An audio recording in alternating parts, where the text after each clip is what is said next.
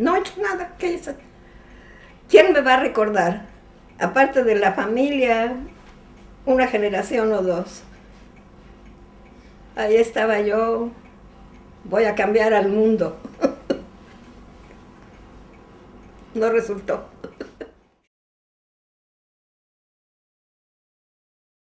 No me arrepiento de nada de lo que hice. Nunca se me pidió que haga algo y no haya yo aceptado.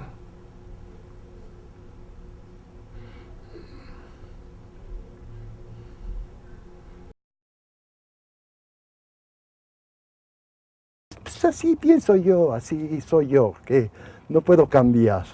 Entonces si me dices, ¿no te hubiera gustado mejor ser en México, yo que sé, millonario, yo que sé qué? No sé, ni lo he de. Mi vida fue como fue y estoy contento con lo que fue y estoy contento con lo que hice.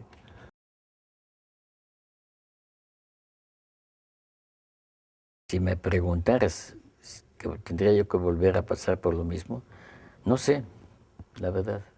Me ha causado muchos problemas posteriores, pero de que me arrepienta, no.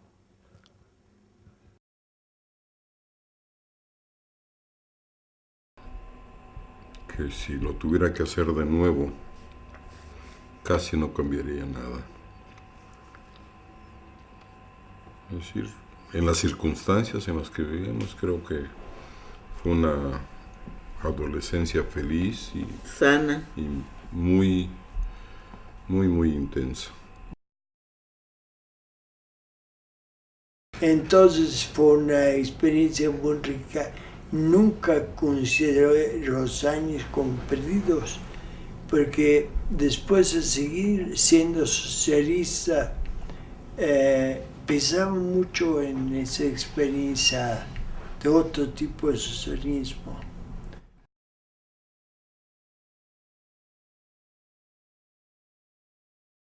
Voy a ir a Palestina y allí a ver qué hacemos. Vamos al kibutz y vamos a ver. Pero no había este pensamiento de que se va a hacer un país. De repente me llegó la idea, bueno, es lo que Ben Gurión está tratando de hacer. Todavía en México pensé, está loco.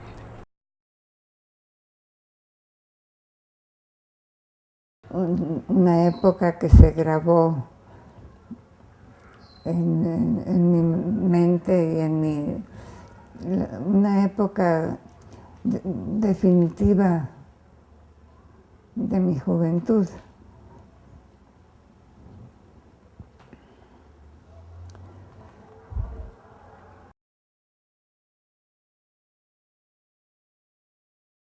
Sobrevivimos todos, los que sobrevivimos, pero sabíamos que éramos felices.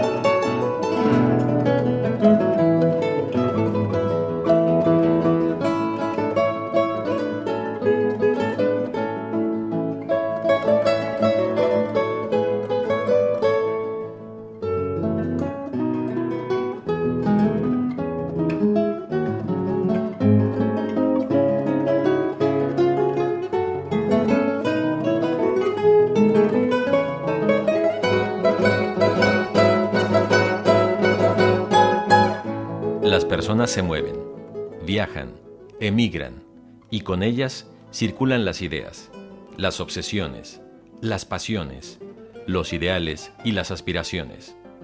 La llegada del siglo XX augura grandes movimientos migratorios. La gente está un día aquí y otro día allá. Ante las restricciones para emigrar a Palestina, los judíos de Europa y del Medio Oriente comienzan a buscar la posibilidad de llegar a América. procuran condiciones de vida más dignas y un clima de mayor libertad religiosa. Nuestra historia es la historia de un movimiento que aspira a la utopía, a la creación de una nueva sociedad bajo el impulso de las grandes ideologías del siglo XX, el Hashomer Hatzair, la Joven Guardia.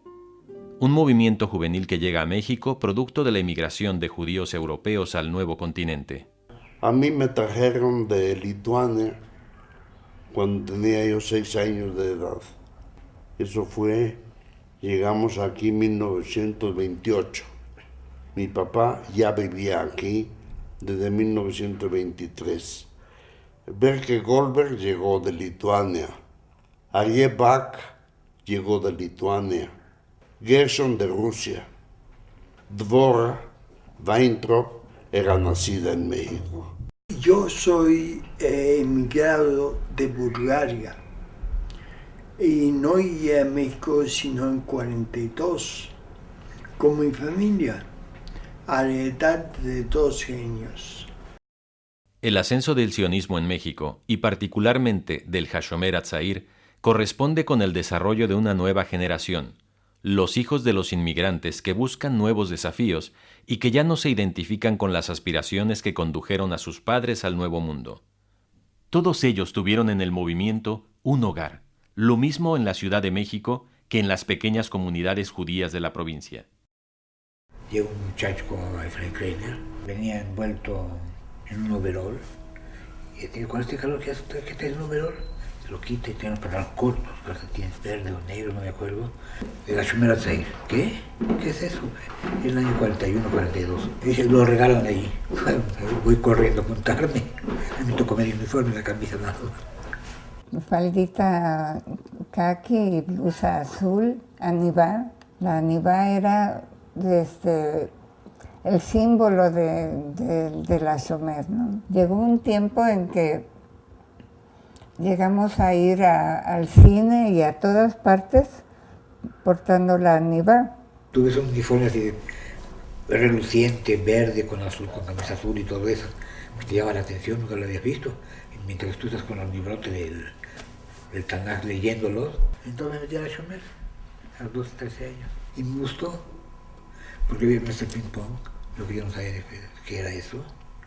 Eran aquellos tiempos en que poca gente tenía dinero, como para tener una mesa en una casa grande, para tener coche y todo. Yo entré pensando que la TNUA era una especie de grupo scout. Lo que aprendí, por ejemplo, son clave Morse, señales con banderines. Eso les daba yo a mis niñas.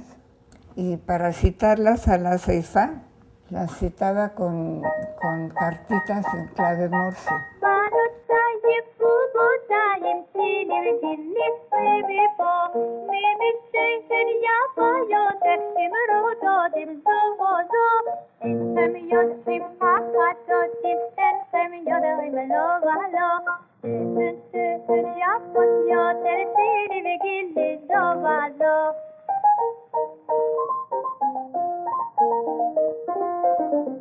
El Hashomer Hatzair tuvo su origen entre judíos de Galicia, una provincia del Imperio Austrohúngaro. האימפריה מתמוטטת בזמן מלחמת העולם הראשונה, ובאותה תקופה השומר הצעיר מתהווה, מורכב בעצם משני סוגים של פעילויות. פעילות צופית, זה היה השומר, כמו הצופים, רק יהודי, וצעירי ציון, שזה יותר קבוצת לימוד אלטרנטיבית. לא מה שלומדים בבית ספר, אבל מה שלומדים ביחד. מה לומדים ביחד?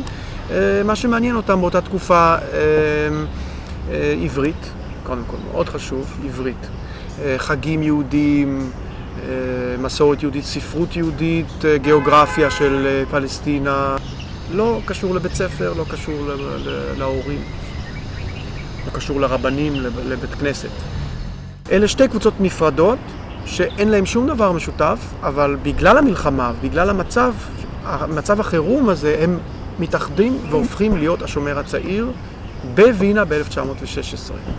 בשנות ה-30 זו כבר תנועה מאוד גדולה עם סניפים בכל פעם מדינה אחרת, בבריסל, בבלגיה, זה מתפתח בגרמניה החל מ-1929, וזה פשוט מתפרץ בכל המקומות שבהם יש נוער יהודי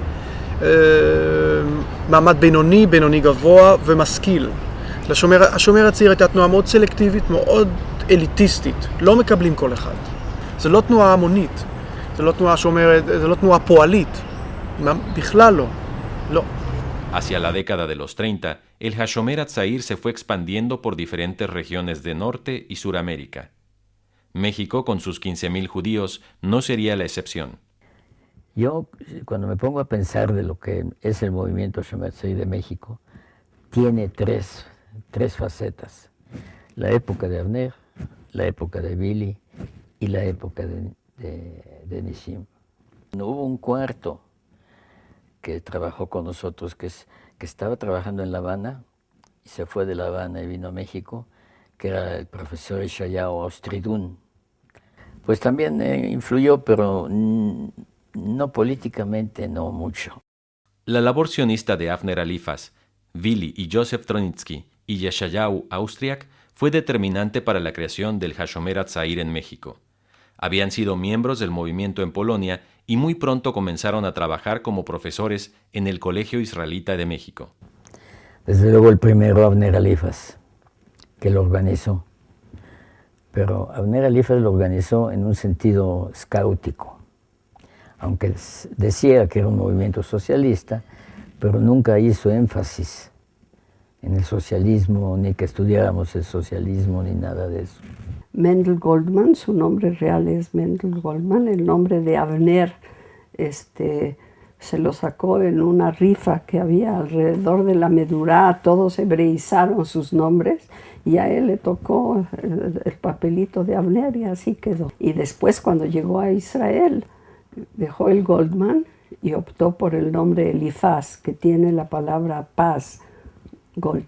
Llegando a México a los pocos días, busca trabajo en el único colegio existente en aquel momento, que es el colegio israelita, la Yiddish Schule, cuyo idioma de enseñanza es el Yiddish. Los otros maestros cumplían con su clase, quien mejor, quien peor, y ahí terminaba. Para Avner, la educación no era una transmisión de enseñanza, era formar. Empezó a juntar a los niños, a organizarlos en el Hashomer Hatzair, a reunirlos, a hablar con ellos, a cantar, a bailar.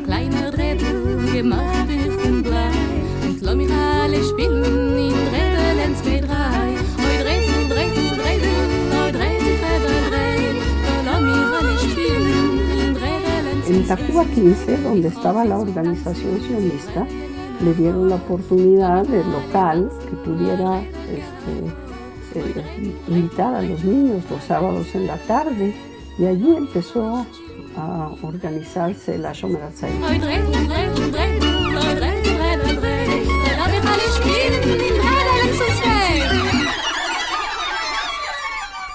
Él era en primer lugar sionista. Y en los aspectos sociales era partidario de Gandhi, la resistencia pacífica. No era un teórico, ni expresaba muy claramente las ideas fundamentales del Hashomer Hatzair, pero era un hombre muy ligado con los símbolos del Hashomer Hatzair. Oí pocas veces en su boca la palabra socialismo. El activismo de Elifaz estaba identificado con el renacimiento de la lengua hebrea y la inmigración a Palestina, y muy pronto esto entraría en contradicción con la ideología local de la mayoría de los inmigrantes de origen ashkenazita, que giraba en torno al idioma y la cultura yiddish. Elifaz fue expulsado del colegio israelita bajo el pretexto de haberse ausentado unos días para asistir a la conferencia del Hashomer Hatzair de Estados Unidos en Detroit. Su adhesión militante al sionismo fue interpretado por los directivos de la escuela como un acto político. El 15 de abril de 1941, Alifas partió hacia Estados Unidos, llevando consigo a 3 jóvenes judíos mexicanos, Gershon Zevnovati, Sarah Melman y Rivka Kreiner. Y yo tenía 15 años, me regalaron el viaje. Mis padres me dijeron, ¿quieres el baile como les hacían a las muchachas a los 15 años? ¿O quieres ir a Nueva York, a Detroit, a la verdad? Quiero ir. El Hashomer Hatzair en Estados Unidos y Canadá contaba con más de 3.000 miembros divididos en numerosas sedes y gozaba de un gran empuje político. Los Shomrim de Estados Unidos estaban ávidos de participar en la lucha internacional contra el fascismo. Yo estuve muy asombrada, era Pesach. Tenían las conferencias y todo en un lado, en Detroit, y después había como 10 cuadras de estas largas americanas, cuadras muy largas, para llegar a donde se comía. Y todos fueron formados y cantando en Ivrit, en la calle, en Detroit. Y yo estuve tan asombrada, en México no lo hubiéramos hecho. Hicimos muchas cosas, pero no así, tan público, tan... En Estados Unidos se podía. Y para nosotros fue una sorpresa ese congreso tan grande, había Shomrim, pero de casi toda América. Y muchos de ellos decidieron ingresar a las brigadas judías. Y yo creo que eso me hizo pensar realmente en pertenecer a la Shomer Hatzair. Avner Alifas se abocó a fundar un nuevo colegio hebreo, el Tarbut, y a organizar a la juventud en el recién fundado movimiento juvenil. El segundo que trajo una influencia a un lado positivo y a un lado negativo es Billy Tronitsky. Él venía del movimiento en Europa, en Lituania, se escapó por Rusia o por Polonia, no sé por dónde, fue a dar creo que hasta China y llegó a México. ¿Por qué a México? Porque aquí estaba su hermano y su hermana. Su hermana era profesora en la Yiddish y su hermano era el subdirector del Keren Yesod de Latinoamérica, Yosef. Era de un pueblito que se llama Ostrin, que me decía cuando había un incendio llegaban los bomberos. Cuando salieron de Ostrin todavía no entró la última rueda. Así era de chiquito. Y el papá de Billy tenía la farmacia allá en el pueblito. Sí. Y él quería irse a Estados Unidos. Había ido a Estados Unidos con su papá, pero tenía la novia y regresó por ella y ella no quiso ir. Entonces él se quedó, se estableció, tuvieron 7 hijos. Y cuando cada hijo cumplió 18, 15, 16, 17, 18 años, lo corrió, que se fuera a Estados Unidos. Yosef llegó a México porque en Estados Unidos cerraron la frontera, hicieron la cuota. Entonces él llegó a México y trajo a Miriam cuando Miriam cumplió 18 años. Yosef trajo a Miriam. Sí. Yo viví en Guadalajara un tiempo. Muchos me gritaban judío y me tenía yo que poner a pelear con ellos. Y era una sensación muy fea. ¿Sí? Antes del Estado de Israel. Yo me acuerdo que llegó a Guadalajara el hermano de Billy, Yosef Tronitsky, y llegó a hablar. Nos dijo, dice, tenemos que tener hoy en día, después de lo que pasó con los nazis y todo esto, dice, tenemos que tener un lugar para nosotros, donde cuando te digan judío no tengas que agachar la cabeza. Yosef Tronitsky pensaba que era necesario acentuar la educación de carácter social y nacional de la nueva generación nacida en México, y había que dejar de insistir en enseñar un idioma como el yiddish, que los niños, de cualquier manera, ya no iban a hablar. Cuando le tocaba a Billy llegar, estalló la guerra. Los alemanes invadieron Polonia. Entonces esta misma señora que no quiso ir a Estados Unidos le dijo a Billy, huye, vete cuando hay tiempo. Entonces él huyó al este, se huyó para Lituania, para Rusia, no podía ir al otro lado. Claro. Sí. La llegada a México de Billy Tronitsky, hermano de Joseph, le dio un nuevo cariz al movimiento. especialmente en San Luis Potosí, a donde Billy llegó para trabajar como maestro. Alguien le consiguió este empleo en San Luis Potosí, donde estaban buscando un maestro para la Keilah, para los niños allí, que supieran que son judíos y que hablaran un poco de yiddish, un poco de ivrit. Y se fue y vivió allí. Un genio. ¿Un genio en qué? En todo. Es una persona sumamente inteligente, muy capaz en todo lo que hacía. אני הרגשתי שווילי הוא החבר טוב, הכי טוב שלי שהיה לי בסאסא בהתחלה. אני נורא אהבתי את בילי. הוא איש יוצא מן הכלל. הוא לימד אותי עברית, במידה מסוימת. Yo ingresé a la Shomer a los 13 años, porque Billy llegó a San Luis Potosí y se estableció el Colegio Hebreo Talmud. Él nos enseñó el yiddish, nos enseñó hebreo. Él estando en la Shara influyó mucho en nosotros. Nos daba cierta literatura medio peligrosa. Él tenía una pluga, un grupo, que éramos los de confianza, que no teníamos horas. Podíamos estar a las 3 de la mañana en el Zócalo o a las 12 de la noche en el Zócalo cuando nos llamaba, y era un grupo secreto. Yo estuve en la pluga. ¿Qué hacían en esa pluga? Tirar piedras a la embajada inglesa. ¿Perdón? Ir a tirar piedras a la embajada inglesa. Después el tercero que tuvo influencia fue el sheliach ya oficial que mandó la Tnoa, que es Nissim Cohen. El que más influyó en la política y en eso fue Billy y Nissim Cohen, Neni. Neni Cohen provocaría un nuevo giro en el movimiento. De origen búlgaro, había emigrado a Palestina y en 1946 había llegado a México, siendo el primer emisario del Hashomer Hatzair mundial en el país. Es que el movimiento también, cuando Avner lo dejó, se fue por otro lado.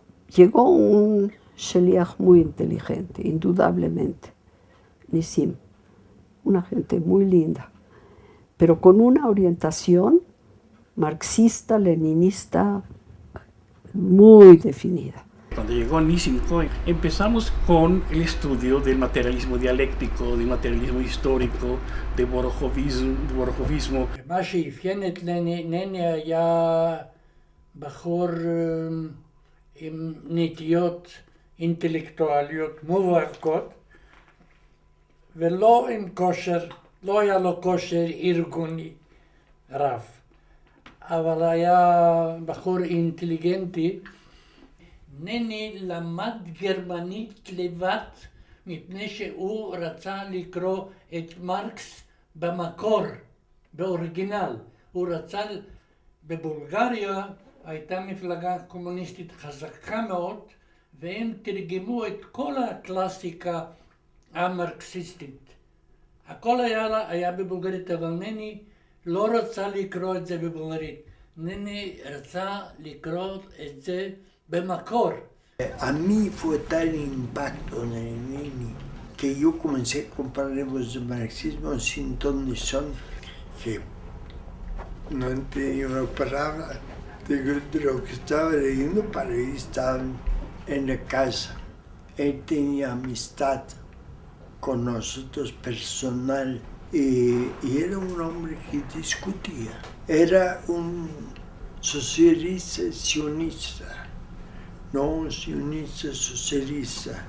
הסוציאליזם של השומר הצעיר באותה תקופה, בהחלט יש להם עניין מאוד מעמיק בסוציאליזם, אבל זה סוציאליזם ממקור גרמני, שאותו הם לומדים ממרטין בובר, וחברו הקרוב, גוסטב לנדאואר. סוציאליזם ספיריטואלי עם גוונים אנרכיסטיים, זה לא הסוציאליזם של הבונד, זה לא סוציאליזם של מפלגת פועלים שנלחמת, מלחמת מעמדות נגד העשירים ויהיה מהפכה, לא, זה לא הסוציאליזם של השומר הצעיר, עד כשהם מגלים את מרקס. ולומדים ומאמצים את מרקס, את תפיסת העולם שלהם. הם תומכים בפועלים, הם תומכים במאבק שלהם, הם נגד עוני נגד ניצול, אבל הם לא מרגישים חלק מזה. ודרך אגב, הם מתקרבים לזה באמצע שנות ה-20, כשהם בעצמם פתאום מגלים שהם נהפכו לעניים מאוד גדולים בעצם. הם נמצאים בפריפריה של פלסטינה, לא בסלון של ההורים שלהם ולא במרכזי העולם. ואז יש רדיקליזציה בשומר הצעיר. פתאום הם נהיים מרקסיסטים, כן מאבק, כן להפיל את הבורגנות, תוך כדי מאבק.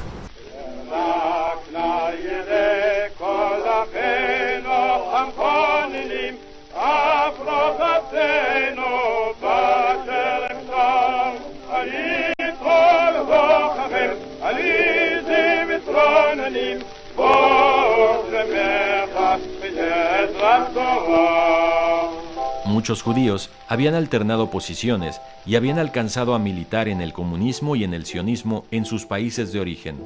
Tal es el caso de Billy Tronitsky. Y dice, cuando entré a Rusia, entré más o menos comunista, para cuando salí, atravesando toda Rusia, ya no, era sionista otra vez. En la Shomer HaTzair y comunismo, el Komsomol, estaba así. Estaban jugando con las ideas, entonces les llamaba la atención también, porque decían el comunismo va a resolver todos los problemas, también el problema de los judíos. Yo en Bulgaria fui miembro de la Shomer HaTzair y después me pasé a la Juventud Comunista en Bulgaria. Y así llegué aquí, digamos, como procedente de la Juventud Comunista, ¿no? Pero aquí entré en la Shomer HaTzair, estuve cierto tiempo y después se me crearon ciertas dudas, ¿no? de la justeza de lo que estaba haciendo y entonces me fui a la Juventud Comunista de aquí, de México. Yo salí de la Shomer HaTzair. Yo no tuve ninguna dudas. Y no me atrajo la idea de mi amigo Yakov, porque leía Berborojov y me parecía en general muy lógica la posición de la Shomer. El movimiento sionista lo consideraba yo que de todas maneras era un movimiento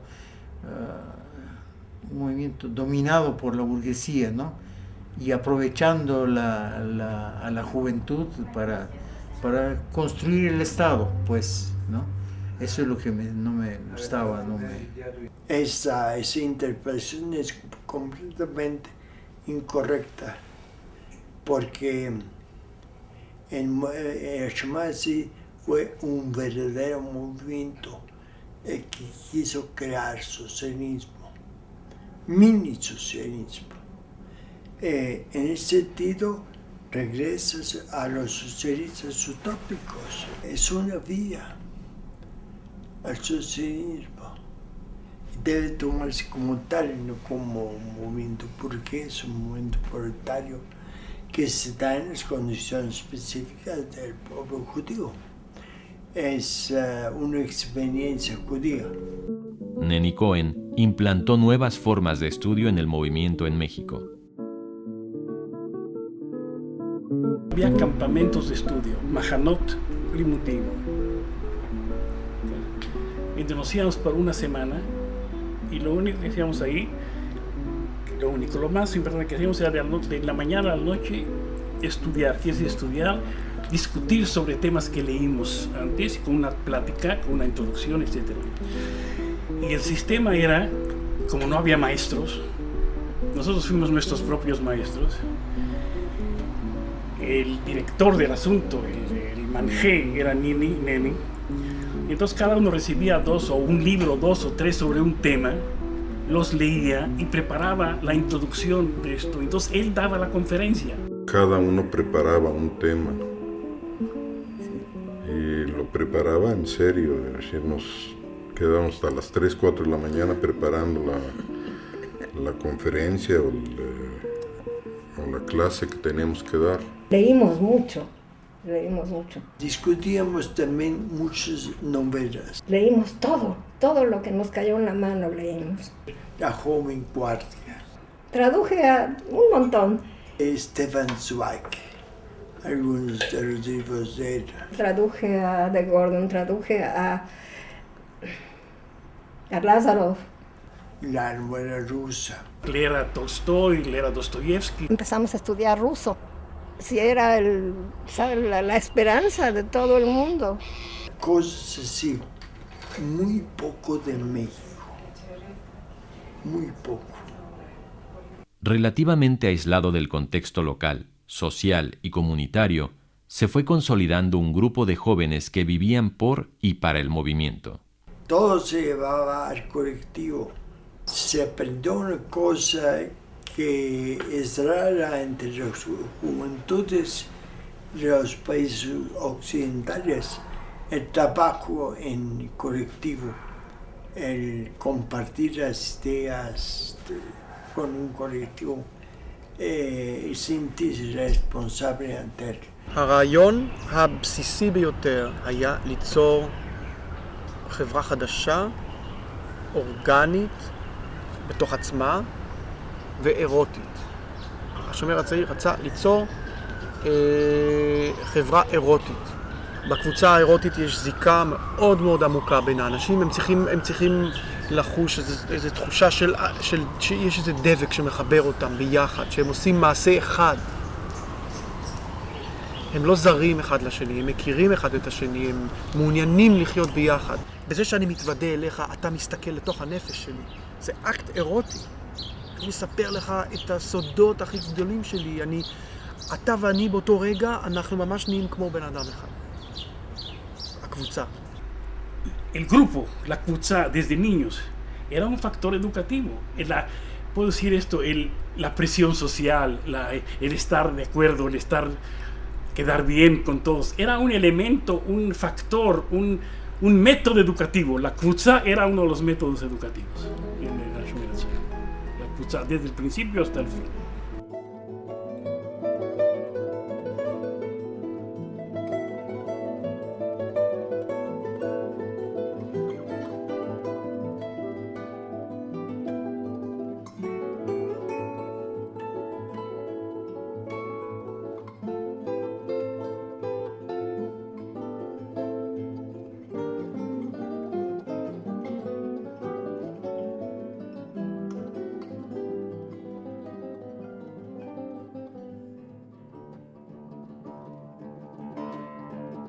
Miembro del Hashomer HaTzair en México, Noemí Gibak había llegado en 1939 desde Białystok, Polonia. אבא שלי היה במסטלן. אז נסענו למסטלן, ואני החזקתי מעמד איזה פחות משנה, 9 חודשים, ואמרתי שלום ונסעתי למקסיקו. כל מסטלן הזה היו 9 משפחות יהודיות.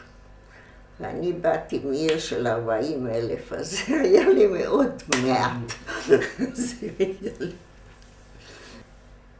אני מהיום הראשון רציתי לנסוע לעיר מקסיקו סיטי. אבל היה לי דוד במסטלן הזה שהביא את אבא, והוא כבר היה מאוד מקסיקאי. אז הוא אמר שבחורות לא נוסעות, אז הייתי צעירה, לא נוסעות לבד למקום.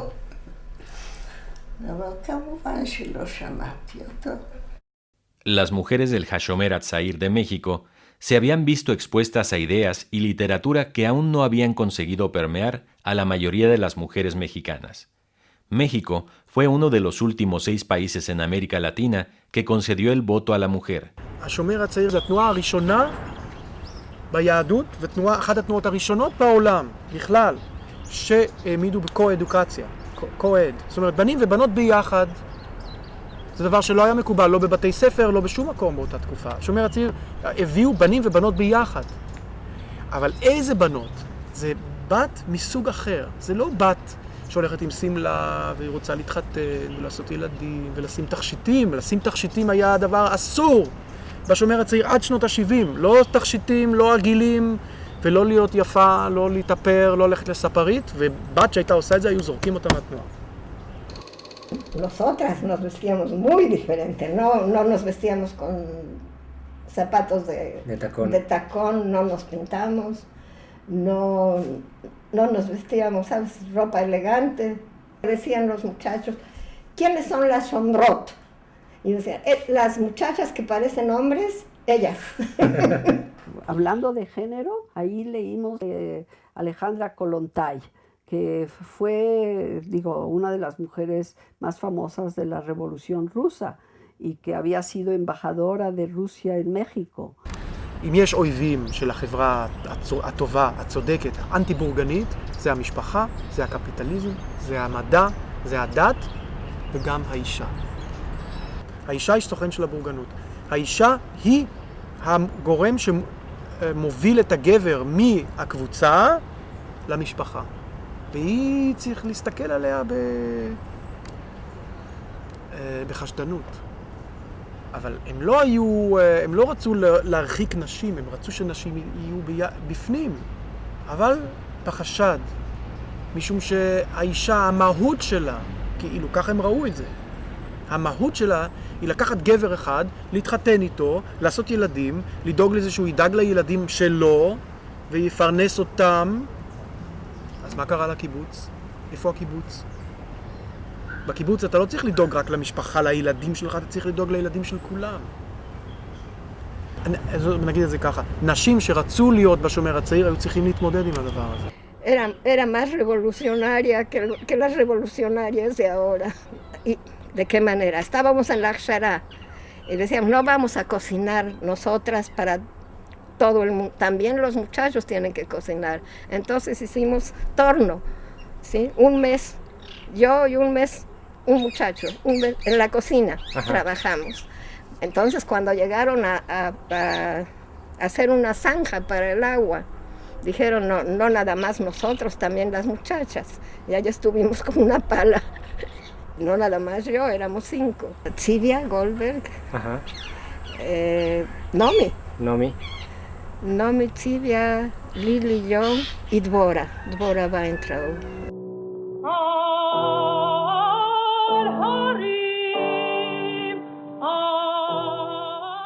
Antes, la mujer judía desde el momento de su nacimiento hasta el de su muerte era considerada con menos derechos que el hombre. Antes, no se creía necesario educar a la mujer en otro sentido que no fuera el doméstico. Antes, al ser considerada la mujer un ser sin voluntad, solo se la creía apta para el procrear.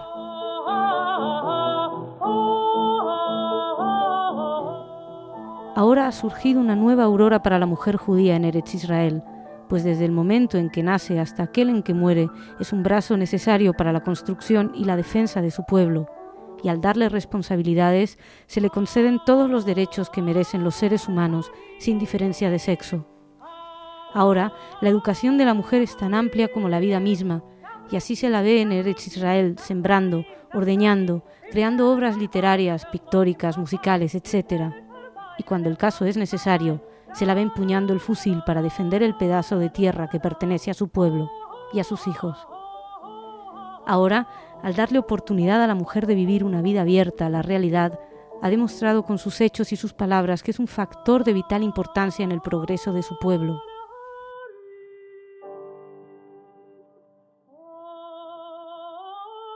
Había mucha discusión de que, por ejemplo, mi mujer le gustaba, todavía éramos nomás novios, ¿no? Le gustaba llevar medias. No, eso, burgueses. Llevar medias, ¿no? Y ella no se pintaba, pero no sé si otros se pintaban.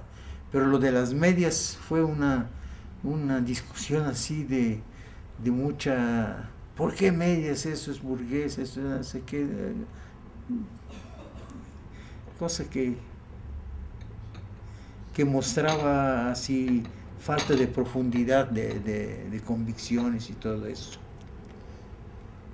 ¿A ti eso te parecía absurdo? Claro que sí, claro. La forma de ver las cosas era muy radical. Es decir, no se permitía absolutamente ninguna desviación de las normas que nos fijábamos o que nos fijaron en un principio, sobre todo en las cosas externas como el uniforme, y todo aquel que se desviaba pues, era alejado del movimiento. Y todo eso era necesario para distinguirnos de los demás. Sí forman parte del socialismo, de la Shomer Hatzair, que nunca ha sido bien estudiado. Es, a diferencia del socialismo político, un socialismo de vivencia, vivir el socialismo, hacer socialismo. Y no tenía nada que ver con el socialismo y el comunismo, el marxismo y todas esas cosas, ¿no? Era pura apariencia. Claro, no digo que hipocresía, pero sí apariencia, acentuando las apariencias y no la esencia de la ideología, ¿no? Yo introducía estas reglas de conducta como parte de la austeridad, del compromiso con el grupo, de sentirse diferente y portador de una misión.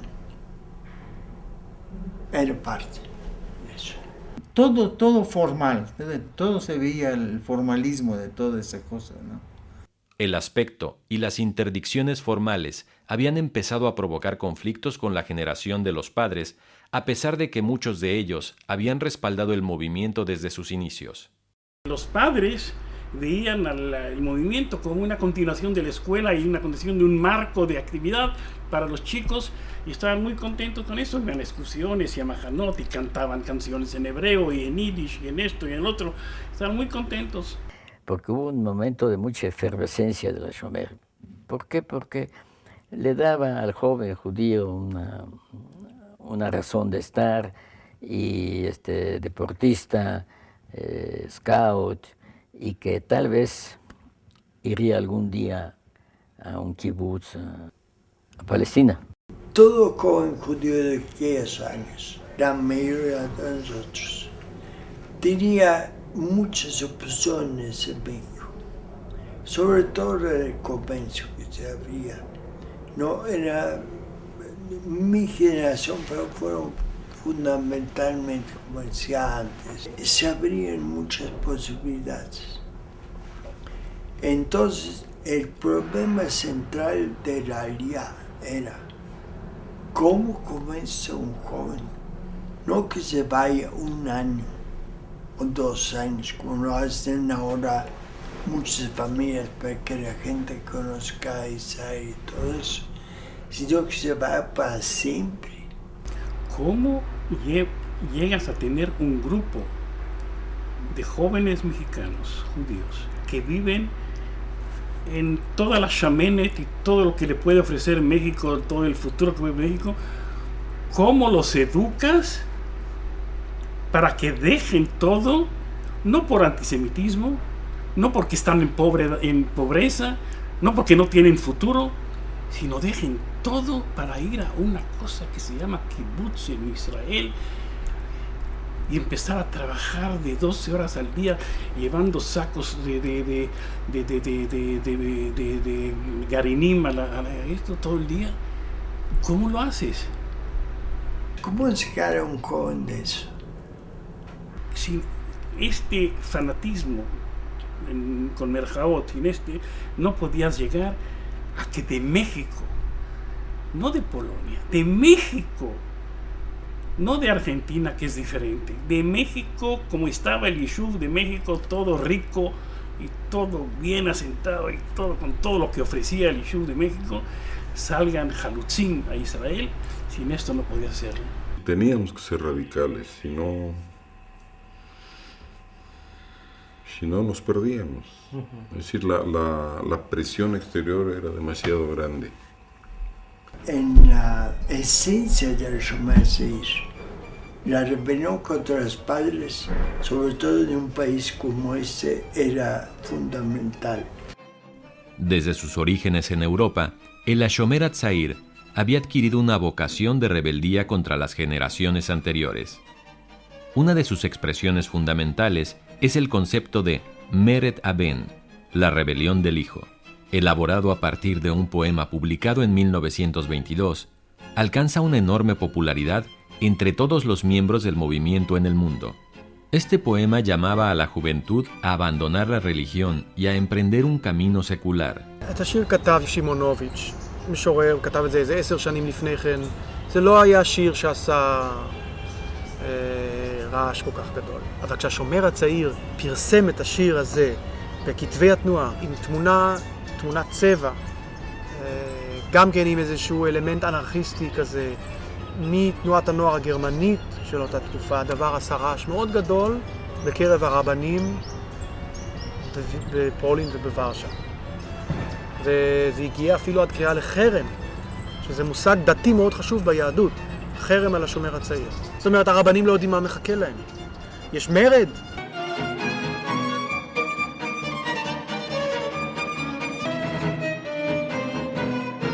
המרד הזה עוד מעט הולך להיות מגויס לטובת המרקסיזם. מרקסיזם יהודי, אבל עוד יותר להרגיז את הרבנים. זאת אומרת, עוד יותר קיצוני. Cuando los papás vieron que ya es una realidad, que no es nada más el sueño de Eretz Israel, empezaron a protestar y empezaron a tomar medidas.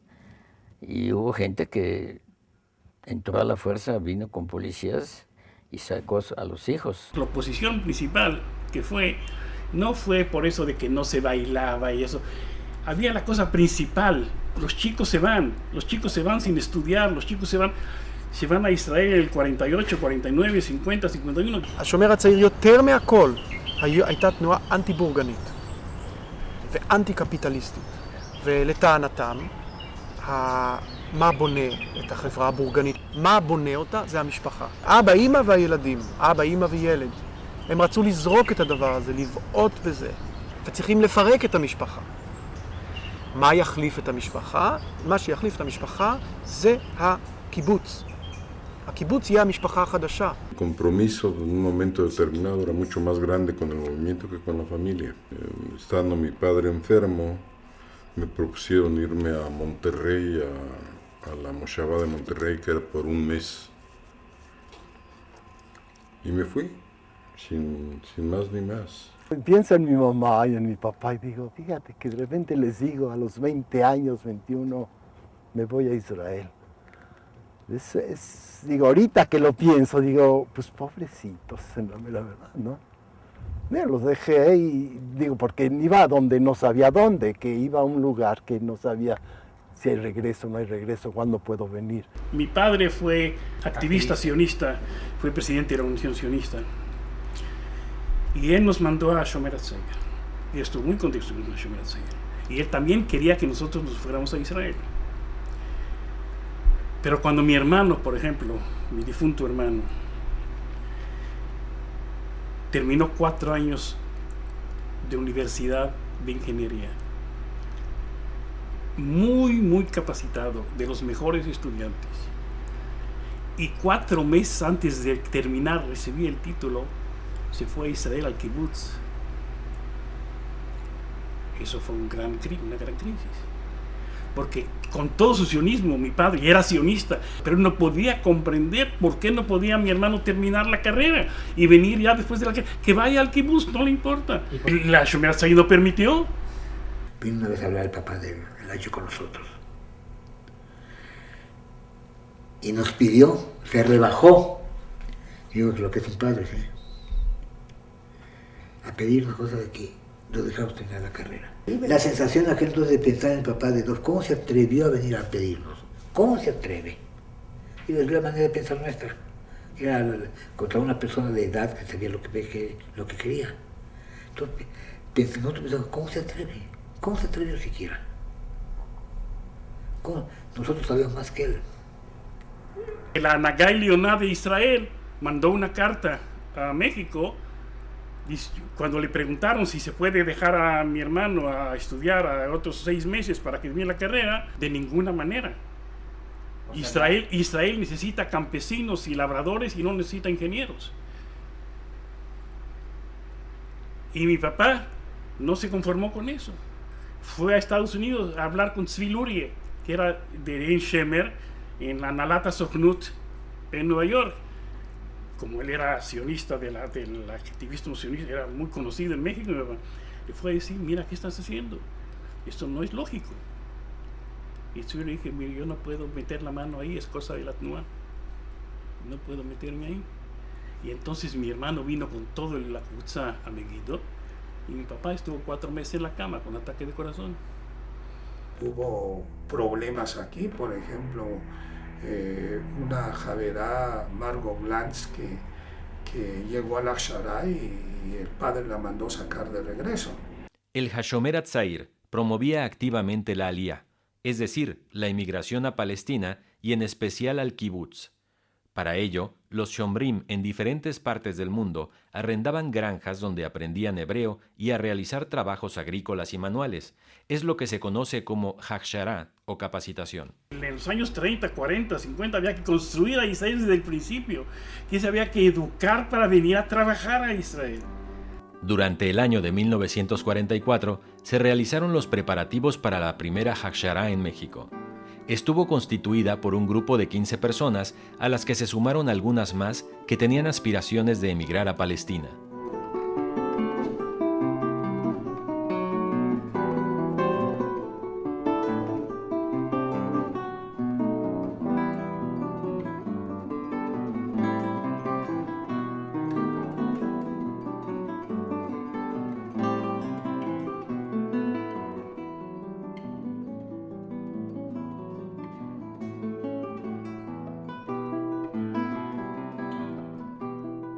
En diciembre dejaron la Ciudad de México.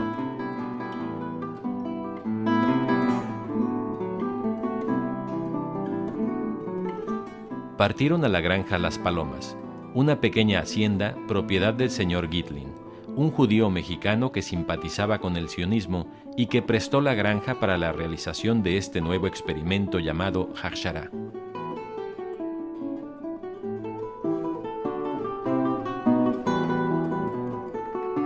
Todos trabajamos en todo. Teníamos una mula y un caballo. Sí. Y la mula era medio ciega o no sé qué. Entonces caminaba en el surco, pero cuando estornudaba se salía del surco. Perdía el rumbo. Y entonces le gritábamos, surco mula. Y se quedó por mucho tiempo entre nosotros cuando estornudábamos algo, surco mula. Lo primero que salió teníamos coles de este tamaño y coliflores de ese tamaño. Las cortamos, cebolla, todo lo que salió y lo llevamos al mercado del pueblito cerca.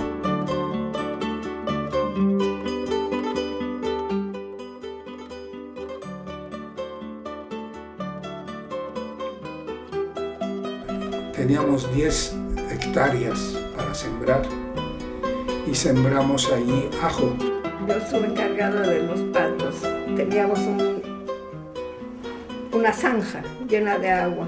Estaban ahí, nadaban y de nochecita regresaban al gallinero. Tenía yo que entrar a la zanja, al agua, para buscar los huevos. Los vendíamos en Cuautitlán, allá en las ciudades chicas.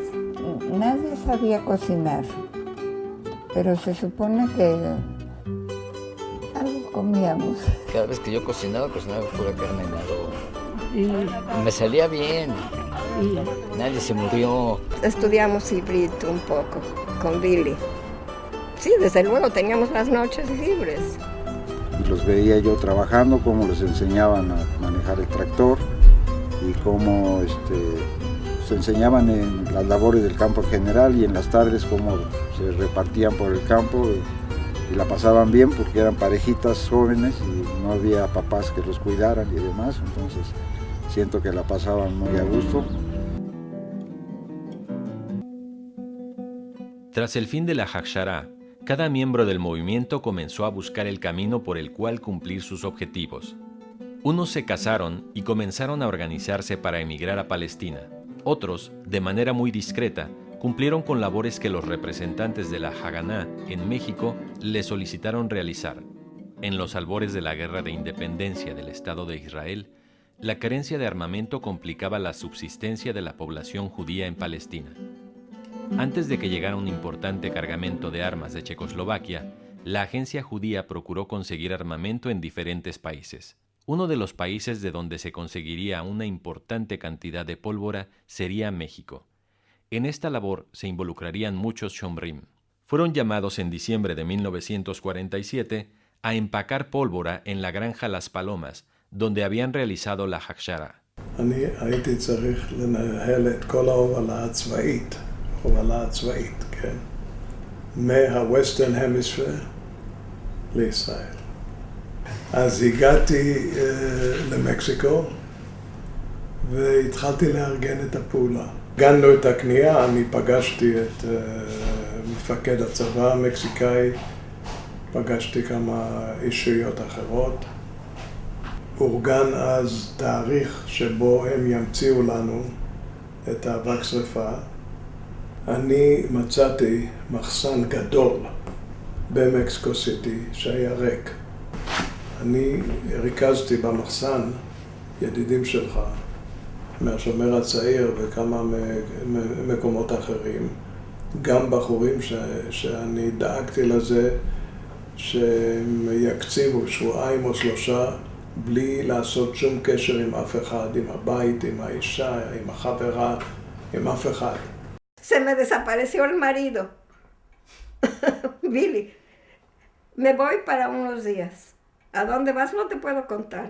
Se fue. Me encontré a Tzvi y él me buscó y me preguntó si sé dónde está Nomi.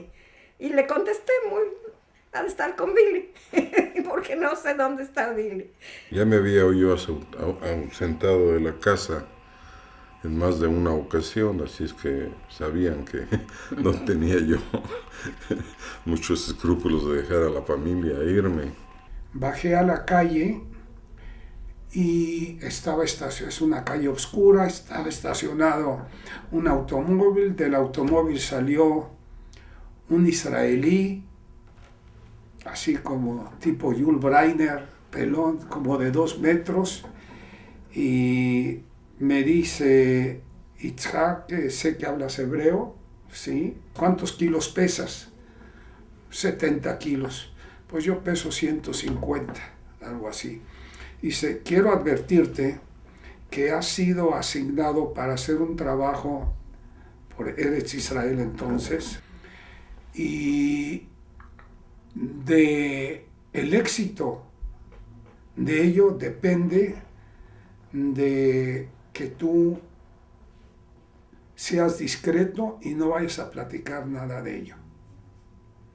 Laila Tov, buenas noches, y esa fue la despedida, adiós, adiós. Ya me quedé inquieto, no sabía de qué se trataba. הדבר היחידי שהוא ידע זה שהוא התבקש להיות מוכן בפינה מסוימת, שמשם עמדו לקחת אותו במכונית, ושהוא יהיה בפעולה מיוחדת איזה 2-3, זה כל מה שהוא ידע. Y yo vengo de un hogar muy ortodoxo y mi madre delante de las velas de Shabbat estaba sentada esperándome y me dice, a mí me decía, Iche, aquí hay una carta que te trajeron. Recibo la carta, la abro y dice, preséntate a las 4 de la madrugada en esta dirección con ropa para 7 días y diles a tus papás que no se preocupen por ti, que vas a hacer algo por Eretz Israel y que todo va a estar bien. אתה יודע, בחור בן 17-18 שחונך בצורה די נורמלית, כן? אתה מכניס אותו למערבולת כזו, הוא לא יודע איך לסגור את הפה, אין לו שום ניסיון. אז כל זה היית צריך להביא בחשבון, אחרת היית הורס את כל המפעל. Aparte por el miedo que la sensación de estar metido en algo ilegal, porque ahí le metió el miedo, y puede pasar eso y aquello. Lo que siente uno cuando es adolescente, es decir, la emoción de participar en algo que se supone que era grande, el sentimiento de estar ayudando en una causa que no sabíamos exactamente qué proporciones tenía. Y el compromiso con el movimiento, sobre todo. A las 6 de la mañana nos levantamos, fuimos a un estacionamiento donde estaba este camión de redilas con los tambores. Yo creo que eran alrededor de 50 tambores, y empezamos la travesía a Teoloyucan, y era la Akshara donde yo había estado 6 meses. Nos mandaron de la fábrica del señor Gittel tambores vacíos, pintados, creo yo era color naranja. Se nos dijo que cortáramos leños, una cruz de madera, que le íbamos a poner de base a los tambores esos de los 200 litros. Llegaron tamborcitos de 25 kilos de pólvora. Así angostos de cartón comprimido de esta altura. Se compró arena de la que se usaba para el calor. Se rellenó de tierra.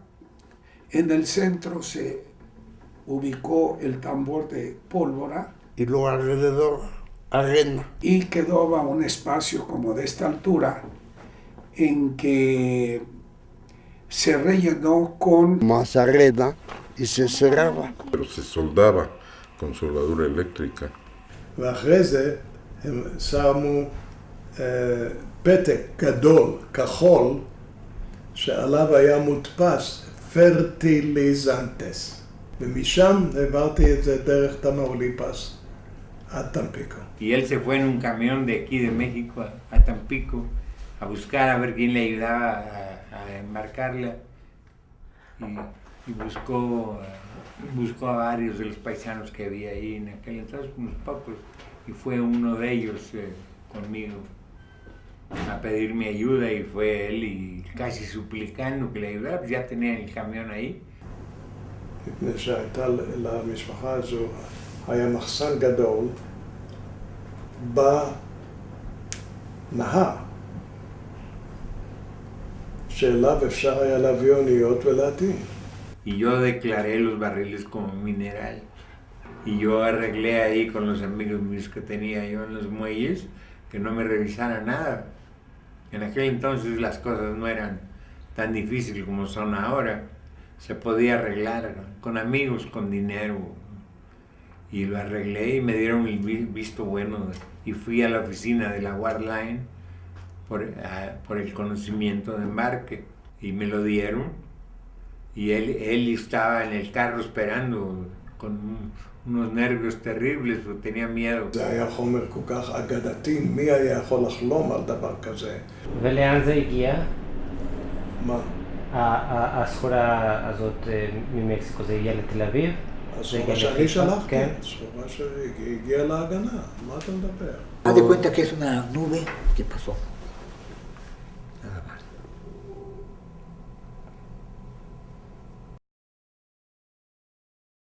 De entre los integrantes del primer grupo que hizo Hakshara en México, salieron los primeros pioneros a Palestina.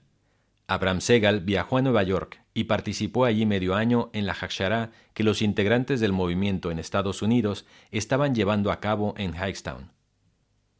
En aquellos días, jóvenes judíos americanos, especialmente del Hashomer Hatzair y del movimiento Habonim, se estaban enrolando como marineros para tripular barcos que llevaban inmigrantes, en su mayoría refugiados judíos de Europa, hacia Palestina. Debido a las restricciones que los ingleses habían impuesto a la inmigración judía, todo este movimiento se desarrolló de manera ilegal, en lo que se conoce como Aliyah Bet. Aliyah Aleph were the people who came legally. And when the British mandate, of course, was on, the white papers that they issued severely restricted immigration. And people had to get a certificate. And after the war, there were hundreds of thousands of refugees who were in camps throughout Western Europe. And they weren't allowed to go to the States. A few went to Australia, but generally there was no place that was willing to open the gates and let them in. And many of them wanted to go to Palestine. So the Aliyah Bet was the illegal form of Aliyah, according to the government. Many of the ships, small ones, in the beginning managed to land the people. I ran onto the beach. British tried to round up the people, but the word got out that the ship was there and the people were coming ashore, and thousands of people from Tel Aviv just went to the beach and mingled with the people, so that in the end they got through. Abraham Segal volvió de Estados Unidos a México y consiguió 3 certificados para emigrar legalmente a Palestina. Junto con sus compañeros Shmuel Schiller y Rufke Margolis, sería uno de los tripulantes que conduciría a refugiados de la guerra hasta Palestina en el barco conocido como Exodus.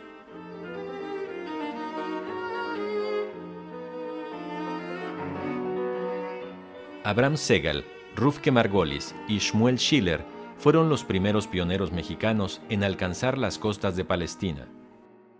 También, pero está mi y eso, pues, me hizo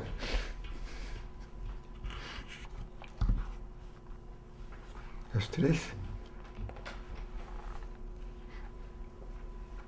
Otros le seguirían poco tiempo después. ¿Cómo se llamó el barco en el que viajamos de Nueva York a Haifa? Es el... Gerson, ¿cómo se llamó el barco donde íbamos? ¿Nosotros? Marine Carp. Marine Carp, me acordaba yo de ese nombre. Marine Carp. De México fuimos a Nueva York y allí estuvimos unos pocos días. Nos embarcaron a todos los jóvenes americanos de la Shomer o de otros movimientos también que iban, y nosotros. En Marsella nos atracamos y allí nos requisaron los pasaportes mexicanos para dárselos a sobrevivientes de la guerra, para que pudieran entrar con más facilidad. Y nosotros entramos ilegalmente. Los jóvenes del Hashomer Hatzair procuraban emigrar a Palestina por todas las vías posibles. El libro blanco del mandato británico, que limitaba el número de inmigrantes judíos a Palestina, estaba aún en vigor. El gobierno británico proporcionaba un número limitado de certificados para viajar a Palestina. Por ello, los Shomrim de México evitaban hacer uso de sus certificados legales, cediéndolos a refugiados de la guerra. Entonces de aquí arreglaron que voy a estudiar en agricultura para no echar a perder un certificado. Fui a visitar a mis papás que vivían en Nueva York y allí me llegó la carta de nuestro amigo, que llegó la visa y la mandaron al cónsul en Nueva York. Y que la recogí y así llegué como estudiante de agricultura. Llegamos de noche y el barco se paró frente a Haifa y estuvimos bailando toda la noche, hora y todo esto enfrente de Haifa en el barco. Estaba muy enojada con Billy porque él estaba trabajando y no lo dejaron salir a recibirme del kibutz, lo necesitaban. Entonces mandaron a otro muchacho a que me recibiera, que no lo conocía yo. Me pareció muy guapo, un muchacho, David. Me mandaron la crema de la crema. I did meet her at the port and bring her back to the kibbutz. Teníamos 11 muchachos de Boston que vinieron para pelear. Tenían un baúl con doble fondo donde tenían armamento. Entonces dijo el tipo de la Sofnut, de la agencia judía, nos esperamos a que se vayan a comer. Los ingleses y los árabes fueron a comer lunch y mientras llegaron los moxim, los aduaneros judíos, cortaron todos los alambres, lo que había, que estaban atados en los baúles y los belices, y pusieron una seña Y rápido, rápido sacaron todo, no los abrieron. Y llegaron 2 camiones de carga, cargaron todo y se fueron. Y nos quedamos sin equipaje. Y entonces pasamos el resto del día, este muchacho y yo, buscando dónde pusieron todos los baúles. The lower city was still Arab, and the Hadar and the top were Jewish. So the hotel that we went to was in Hadar. Y había guerra en Haifa, estaban peleando. And then across the street there was Arabs. We had to run a little bit. Yeah, why? They were shooting. You don't know if they're shooting exactly at you, but you can hear that there's shooting going on. Yo tenía 22 años, vengo de México, nunca vi nada. Y él me dice en inglés, vamos a atravesar la calle. Estábamos oyendo los tiroteos y me dice, cuando empezamos a atravesar la calle, llegamos a donde estaba abierto, duck and run, te agachas y corres. Y yo digo, ¿por qué? Pero sí lo hice y empezaron a tirotear, él se puso todo blanco, yo no sabía, no tenía miedo, no sabía tener miedo todavía. Después de Marsella estuvimos en Grecia y después zarpamos hacia Israel y llegamos de noche, todas las luces del barco, todo apagado, y en tierra también. Vimos a Haifa desde el barco y bajamos todo en silencio, en obscuridad, y de inmediato subimos a un Mesurian, a un camión blindado. Llegamos a Tel Aviv, estuvimos 3 o 4 días en Tel Aviv, hasta que nuevamente nos embarcaron, nos subieron a un Mesurianim y llegamos a Negba sin ver el camino porque las ventanillas estaban cubiertas. Así que mi primera visión fue Tel Aviv y después Negba. El primer grupo mexicano en llegar a Palestina se escindiría. Unos se unieron al grupo norteamericano y arribaron al kibutz Ein Hashofet. Otros se unirían al primer garín latinoamericano en Negba. Este kibutz fue fundado en julio de 1939 por pioneros que llegaron de Polonia. Estaba próximo a la frontera con Egipto y tuvo que soportar los embates del ejército egipcio durante la guerra de 1948. Los egipcios tomaron el cuartel de policía que los ingleses habían abandonado y utilizándolo como fortaleza, atacaron el kibutz hasta dejar destruida toda su superficie. ¿Por qué nos llamaron Huldot Negba? Huldot son topos, porque vivíamos bajo tierra, todo lo hacíamos bajo tierra. Teníamos restaurante, teníamos refugio para los niños. A las Javerot Kibutz y a los niños los evacuaron, pero nos quedamos 3 voluntarias del Garín latinoamericano, más las húngaras, y nosotras llevábamos la comida por las Taalot y los mensajes también.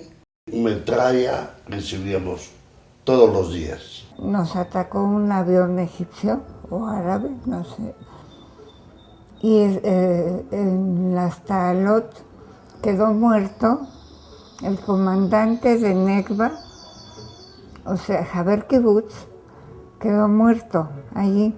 Y en ese mismo ataque en la mañana fue herido Gerson. Esto pendía nomás de un pedazo de carne y me lo quise arrancar. Se acercó Jaime Kopelov, que era enfermero, empezó a tocarme los dedos, dice, no seas tonto, están calientes los dedos, que sí que circula la sangre. Se agarró y me vendó.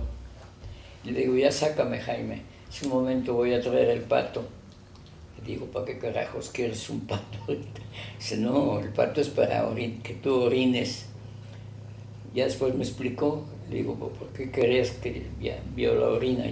Le digo, ¿por qué querías hacer eso? Dice, mira, si yo hubiera visto que en el pato hay sangre, no te muevo, no te saco, porque quiere decir que de la conmoción de la bomba, sí, te pudo haber deshecho algo de los intestinos o lo que sea. Y si ahorita te sacamos, ya me sacaron. Y esa noche es cuando nos repartieron las manot Heirum y estábamos totalmente desconcertados, nadie sabía qué hacer y pensábamos que esa noche nos van a atacar. Entonces, gran parte del Garín se sentó simplemente en el suelo y muchos de nosotros nos comimos el chocolate porque por si acaso de todas maneras no vivimos, pues nos lo comemos, ¿no? Pero amanecimos. Nadie sabía nada. Por ejemplo, los dos argentinos que manejaban los morteros, ahí aprendieron. Mordecai Weidenman, que manejaba una ametralladora, ahí aprendió. No teníamos Neshek, no teníamos rifles que usó Mussolini en Etiopía, rifles más altos que yo. Bueno, eso no es mucho.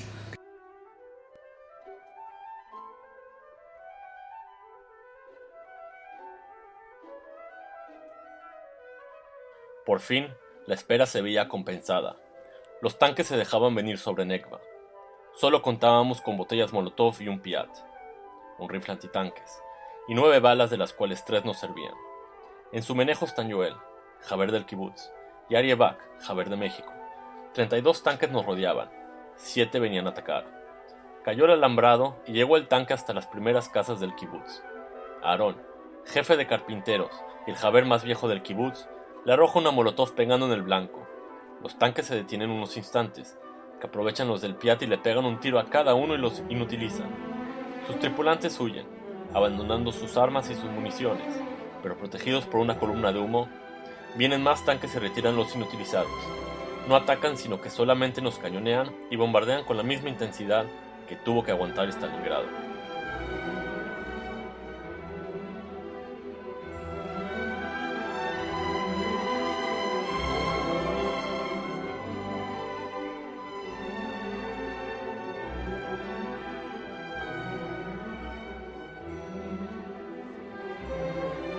Y la guerra terminó.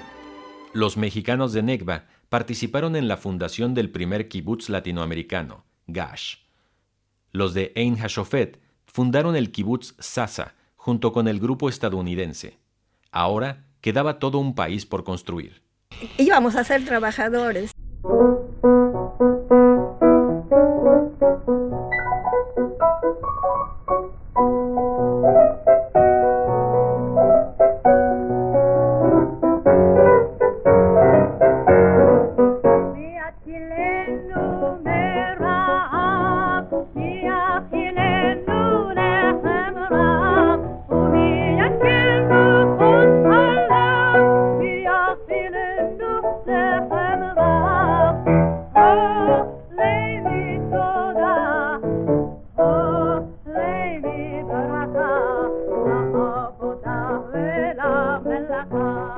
Me pusieron a trabajar en Ein HaShofet, en donde arreglan la ropa. La lavan, la planchan, la ponen para cada uno en un cubículo. Y al final del primer día de trabajo me trajeron una cubeta con un trapo y me dijeron, lava el piso. Dije, ¿yo? En mi vida no lavé un piso. Digo, en la Shara lavamos, pero no. Preguntaron, bueno, ¿quién sabe conducir un tractor? Ya levanté la mano luego porque me habían enseñado en Estados Unidos, en Akshara, había trabajado en el tractor. El tractor era un tractor que tenía una carreta y a esa carreta había que llenarla de piedras para limpiar los campos de piedras. Entonces éramos tractoristas levantando piedras y 8 horas de levantar piedras. En momentos protesté, nos hacían cargar bultos de 90 kilos. Cuando en México, por ejemplo, los bultos cemento, otras cosas, se hacían de 50 kilos. Conquistar el trabajo físico, que era dificilísimo para nosotros los mexicanos que no lo hacíamos. חוץ מהעבדים, אף אחד לא מת מעבודה. ¿Sabes en qué condiciones vivíamos? En un cuartito de madera. Bueno, era todo el strip de madera, 4 cuartos. En cada cuarto vivíamos tres personas, a veces 2. Me recuerdo cuando vino a visitarme mi papá y mi mamá y nos vieron en las condiciones que vivíamos y que era cena. En aquella época mi mamá estaba desconsolada. Era la época de cena, es decir, del racionamiento. Comías carne en 2 situaciones. O tú estabas enfermo o ella estaba enferma. Ella era la gallina.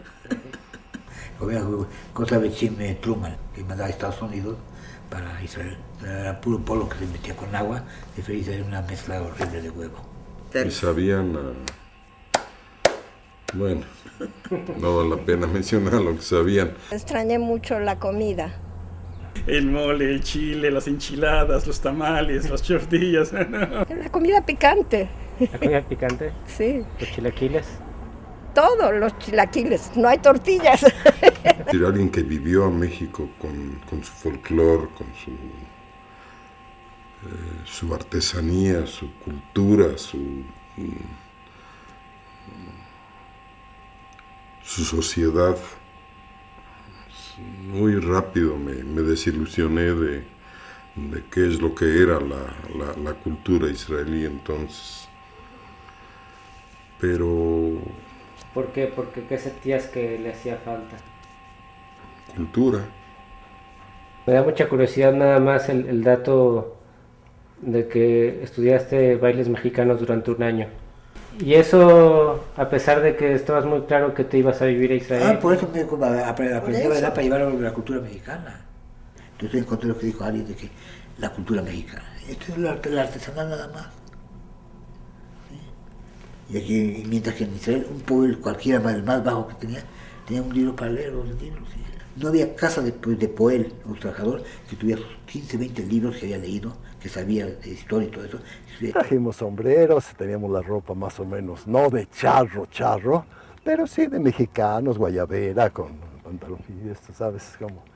Y eso a la gente, claro que les gustó mucho. Yo lo hacía de Cantinflas y él me ayudaba, se me caían los pantalones y se reían mucho. Y para decirle a los niños quién era Cantinflas, les explicaron que era Chaplin mexicano.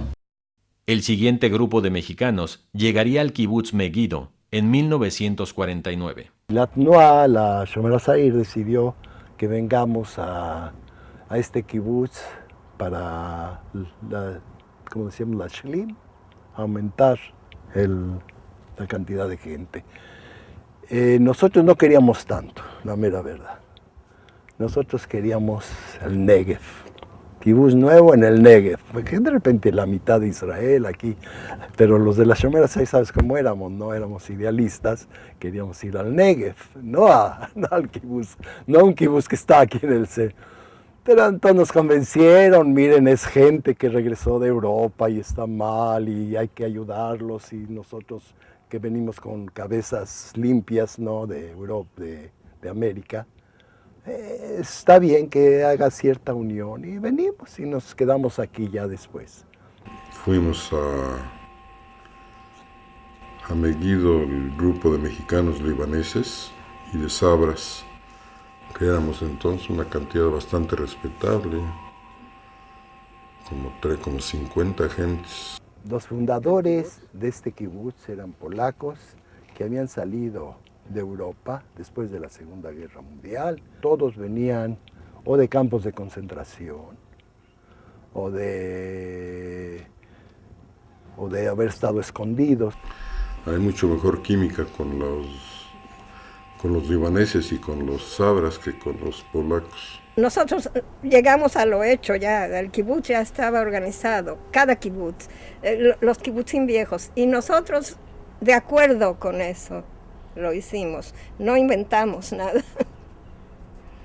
Pero difícil, es difícil vivir en una comunidad así. Las javerot del kibutz eran un poco secas con nosotras, las jóvenes, porque nos veían llegar con ropa interior bonita. Ah, sí, ¿para qué 3 calzones de nylon? Y no, nada más Se la volaban también. Ellas que habían cargado piedras para limpiar el terreno y que habían trabajado tan duro y tenían las manos tan resecas y todo. Y nosotras jovencitas y todavía frescas. Te preguntaban, ¿por qué veniste de México? No nos querían mucho que hay antisemitismo, los perseguían. ¿A qué vinieron? Si no los perseguían ni nada de eso. No entendían, no captaban. Cualquiera que llegara de América Latina o de Estados Unidos, que llegara a un kibutz donde había... yo sé que había gente que salió de los guetos jóvenes, había presión. Ellos te envidiaban y te trataban como idiota por haber venido a Israel después de vivir también en México. Los mexicanos les decían a los polacos, ustedes vinieron porque no te... pero nosotros estamos aquí porque queremos estar. Ustedes no les queda alternativa, pero nosotros venimos porque queremos estar aquí. Siempre ellos trataron de estar arriba. ¿Quiénes? Los polacos.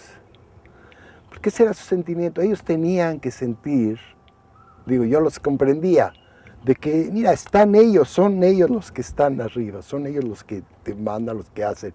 Sabían que sin nosotros no podían hacer nada. ¿Les hacían sentir como que ustedes no habían sufrido o pagado lo suficiente para merecer? Estaba en el ambiente. No debe merecer. No. Estaba en el ambiente. ¿A qué venía? ¿A qué venía que fuéramos nosotros? No era a qué veníamos, sino que llegamos a la mesa servida, que ya el kibutz era un kibutz. Existía el Beit HaTinokot, donde todos los niños estaban juntos, no con los papás. Y había nacido mi hijo, Yoram, el mayor. Y Raquel estaba muy aprensiva porque pues era primeriza y todo, y no tenerlo a su lado, sino que tenía que dejarlo en el Beit HaTinokot. Pasó por el Beit HaTinokot y lo oyó llorar terriblemente a mi hijo, terriblemente llorar.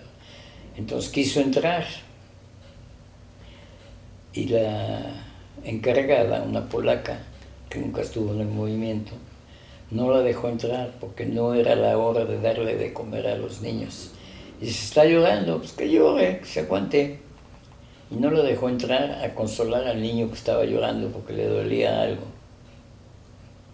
Eso fue lo que decidió, ese pedacito fue que decidió el regreso de salir del kibutz. Había gente que no podía ir con el kibutz, iba contra el kibutz o contra la corriente, y no sabía cómo salirse de todo ese círculo. Y hay gente que va con la corriente y en un momento dado se sale sin problemas. Había en el kibutz muchas diferencias personales. Había gente que se las arreglaban mejor para vivir y tener trabajos más agradables y gente que no. Entonces las diferencias eran de que si este tiene un cuadro, en una reproducción en la pared o no la tiene, o si tiene un radio o no lo tiene, o si tiene una silla más o no la tiene, que es ridículo si lo toma uno en el macro, ¿sí? Pero molesta en la vida diaria. Impedía la iniciativa individual. Esa democracia muy pesada, muy difícil. Eso de que cada problema se tenía que decidir en junta. Nos llevaba todas las noches a reuniones sin fin. Yo no veía otro futuro más que el kibutz. El tiempo continuó su marcha. Los mexicanos se hicieron israelíes, y algunos descubrieron ser más mexicanos de lo que habían previsto. Cada uno enfrentó los problemas de su nueva vida en Israel, encontrando sus propias soluciones individuales. Algunos se fueron del kibutz, otros volvieron a México. La vida de adultos le impuso a cada uno nuevas e insospechadas condiciones. Yo, cuando llegué a Israel la segunda vez, hice como Hernán Cortés. Eso lo aprendí en México. Yo quemé las naves.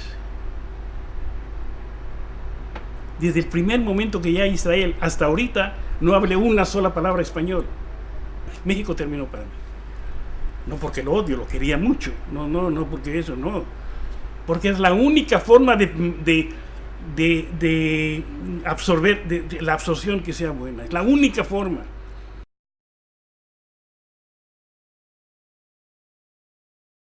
נעמי, ואת התגעגעת פעם למקסיקו או שבכלל? ממש לא. ממש לא? אם אני מתגעגעת זה רק לפולין. לפולין את מתגעגעת? מאוד. כן? ולא חזרת אף פעם? חזרתי פעמיים, כי פשוט מתגעגעים לילדות, לנערות, או איך קוראים לזה, לימי הנוער.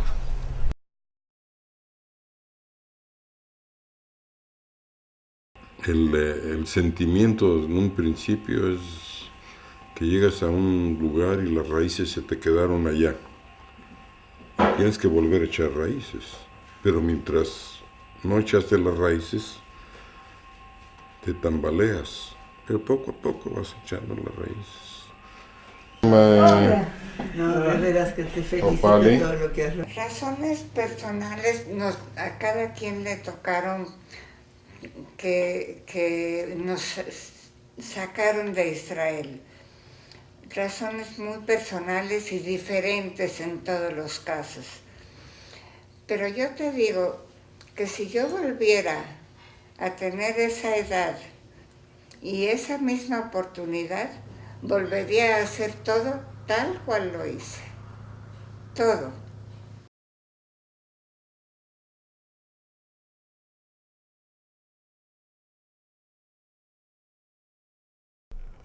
Creo que cumplimos un poco. Digo un poco porque la mayoría de los que fuimos, o de los argentinos, chilenos, se quedaron en Israel. Y nosotros nos regresamos. Y siento haberme regresado. Y yo también. Cuando sucedió que varios de nosotros regresamos, nos reuníamos casi cada semana. Hablábamos en hebreo y nuestro pensamiento era siempre volver a Israel. El año 73,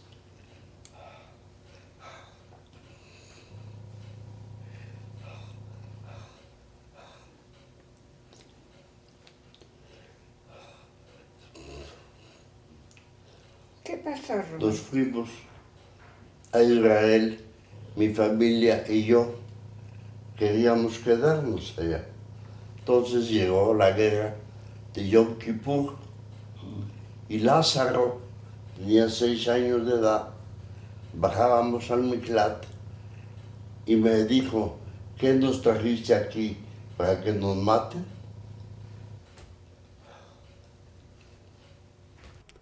Fuimos un mal elemento para el kibutz, para el país, que no nos quedamos.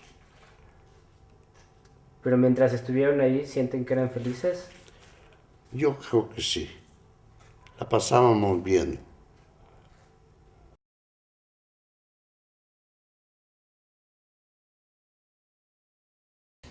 En mi casa, por ejemplo, no puse cortinas por años porque nos vamos a regresar a Israel.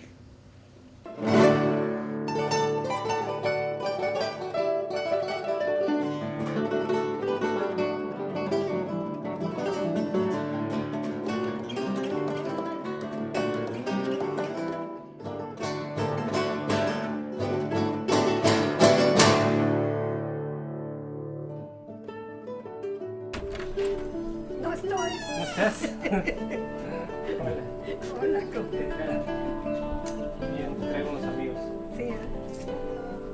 Nacho está.